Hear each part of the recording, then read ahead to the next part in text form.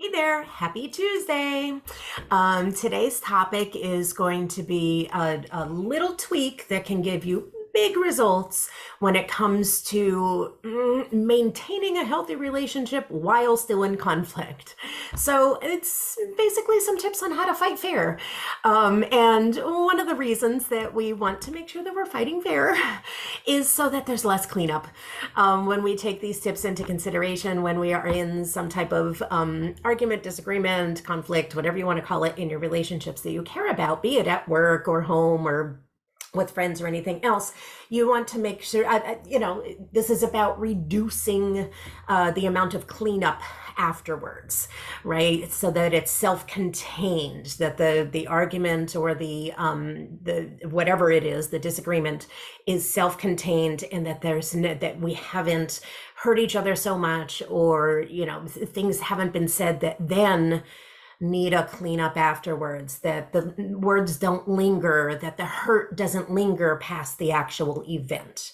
And there's two tips here to keep in mind.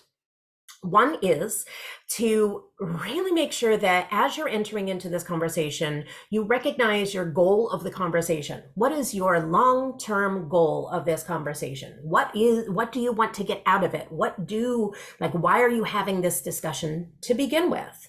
And making sure that the goal really is that long-term within the relationship, that it has to do with improvement moving forward, so that there are maybe less arguments or less conflict or whatever that goal is, but making sure that you're looking for the long-term goal.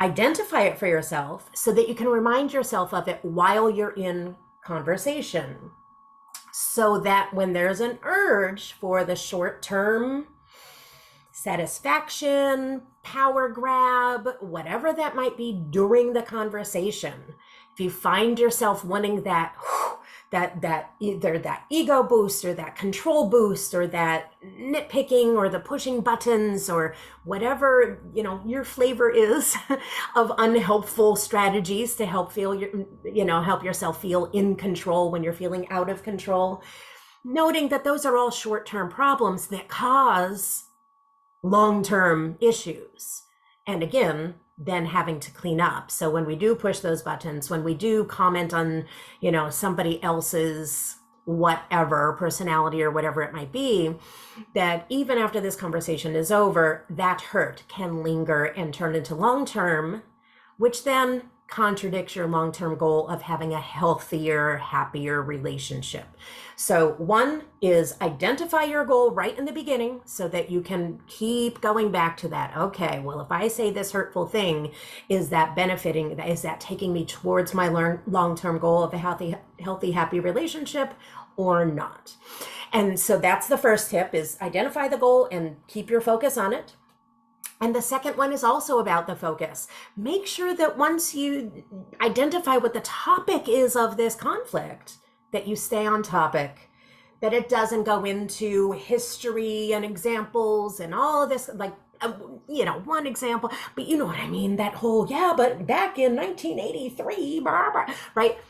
Let's make sure we're staying on topic, that we're focusing only on the topic itself, and that it doesn't go into anything personal. We're not going into personality traits. We're not going into the mistakes or the trends that you see the other person doing.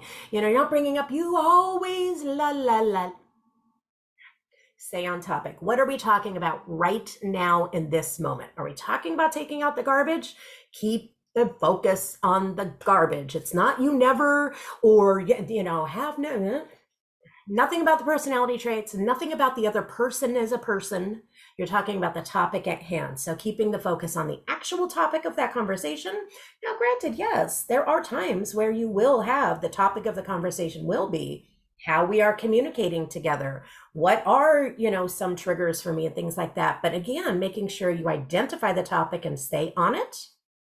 Identify your long-term goal for having this uncomfortable conversation and focusing on that, so that you're not getting the little snippies in that can cause a much bigger cleanup than the benefit of having the conversation in the first place. We want to walk away feeling better about our relationship and closer than we were before the conversation, not further away, or, feeling just less in love or or in partnership with whoever that person is.